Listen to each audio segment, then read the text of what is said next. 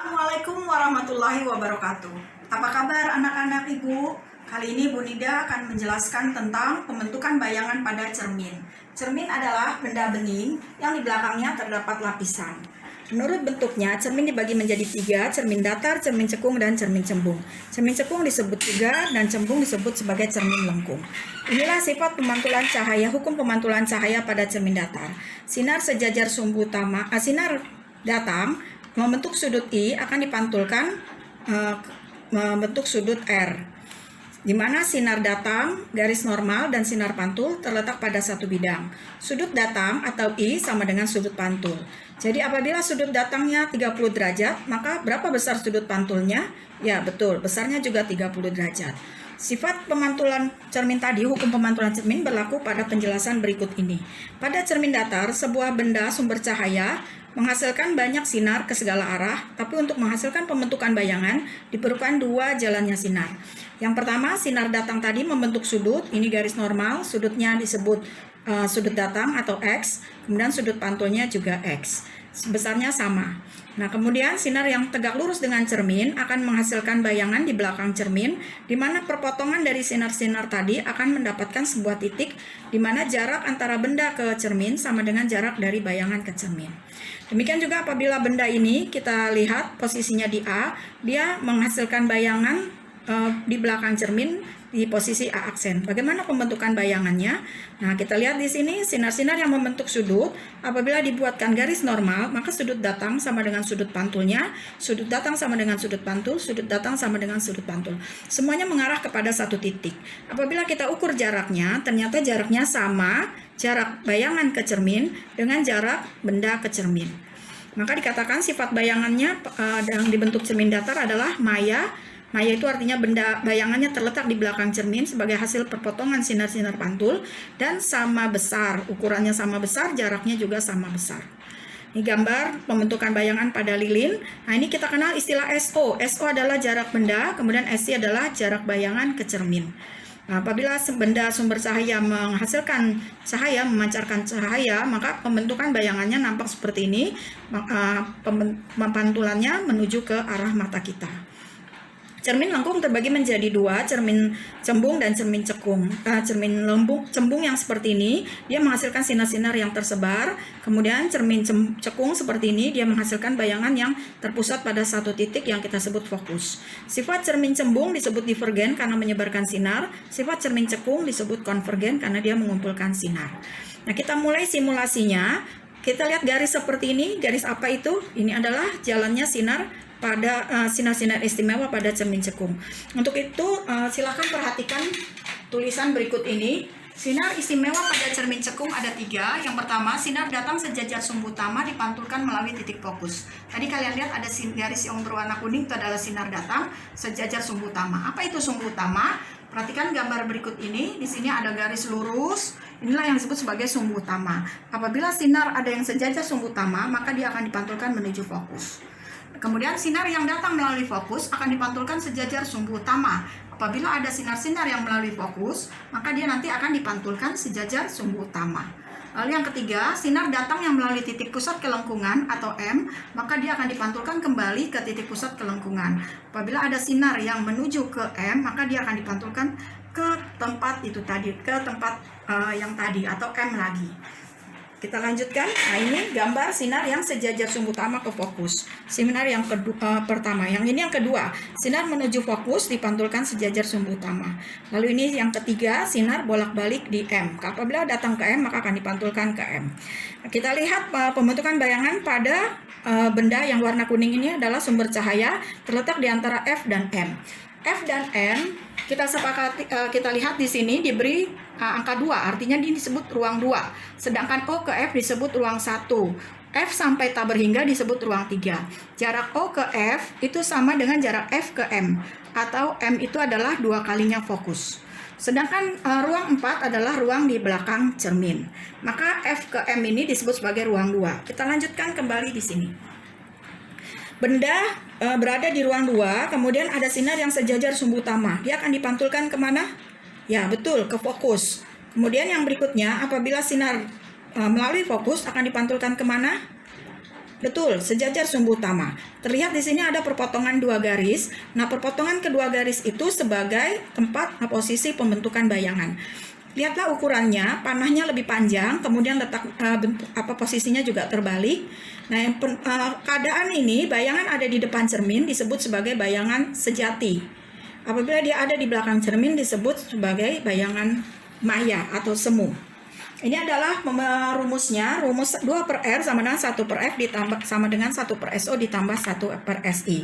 Rumus ini akan lebih mudah apabila secara matematis Ibu ubah sehingga akan cara menghafal rumusnya lebih mudah, terutama bagi kalian yang sulit untuk mengerjakan soal-soal matematika pecahan. Di sini kita lihat ada SO, SI, dan F. SO tadi jarak benda, SI jarak bayangan, dan F adalah jarak fokus. Rumus 1/F sama dengan 1/SO tambah 1/SI. Nah, apabila SO dengan SI-nya kita kali seperti ini, artinya kita buat angkanya sama, maka kita bagi SO kali SI dengan SO, hasilnya SI kali 1 adalah SI, SO kali SI dibagi dengan SI, hasilnya SO dikali 1 adalah SO. 1/F dibalik menjadi F/1. Maka ini pun kita balik, SO kali SI-nya di atas, SI kali SO-nya di bawah. Nampak di sini rumusnya F sama dengan SO kali SI per SO ditambah SI. Kalau kita diminta mencari SO, maka rumusnya adalah 1/F dikurang 1/SI. Disamakan dulu bawahnya F dengan SI seperti ini. SI kali F dibagi F adalah SI kali 1, hasilnya SI. SI kali F dibagi SI adalah F, dikali 1 adalah F. SO-nya kita balik lagi, SO di atas, 1 di bawah. Maka ini pun sama, SI kali F per SI dikurang F. Nah, untuk mudahnya, kita lihat di sini simulasinya menggunakan kartu. SO, SI, F. SO jarak benda, SI jarak bayangan, F adalah fokus. Bagaimana cara mencari fokus? Fokus adalah SO dikali SI per SO ditambah SI. Bagaimana cara mencari SO? SO adalah SI dikali F per SI dikurang F. Bagaimana cara mencari SI? SO dikali F per SO dikurang F. Kita ulangi di sini, 1/F sama dengan 1/SO ditambah 1/SI.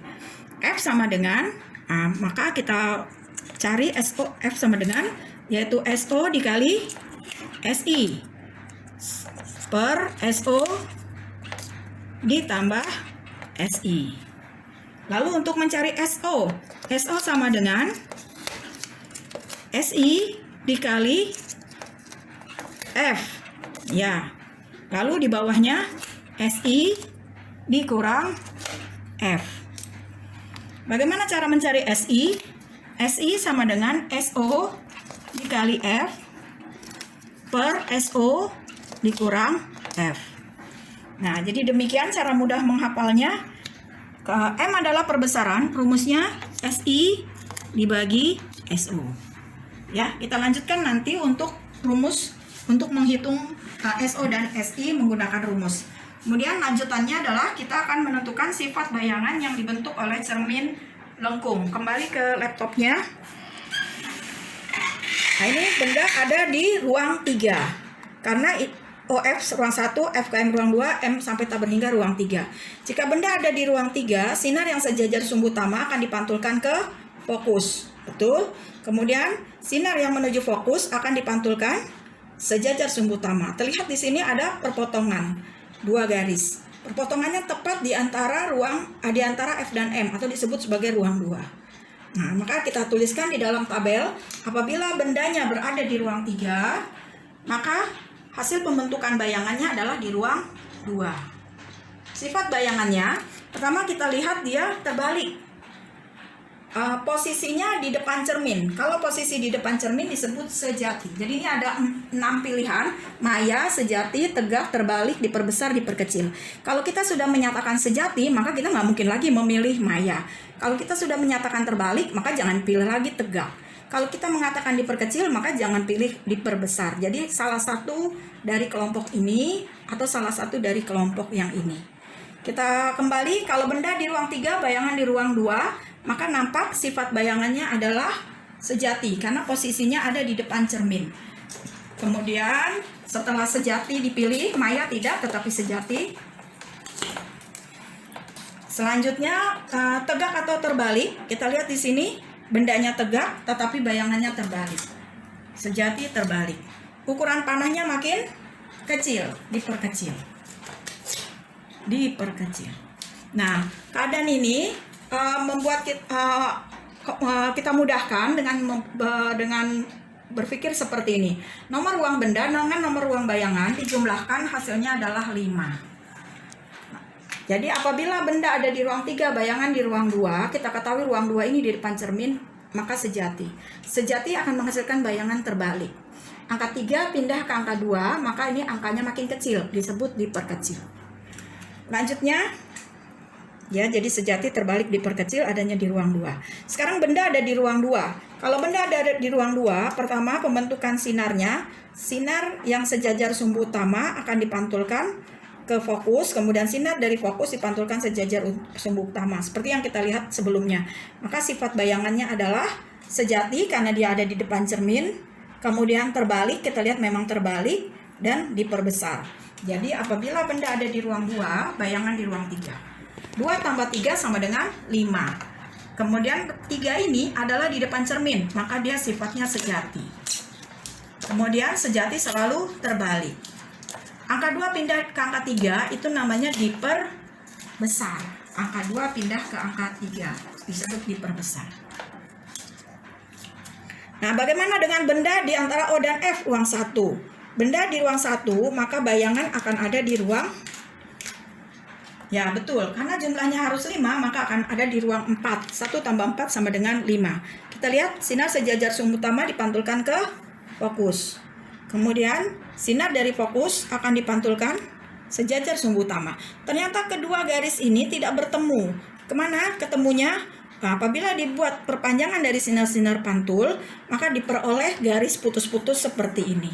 Lalu keduanya bertemu di satu titik, dan inilah sifat bayangan, inilah letak bayangannya. Sifatnya bendanya tegak, kita lihat memang tegak. Kemudian posisinya di belakang disebut maya atau semu, kemudian dia diperbesar, panahnya makin besar.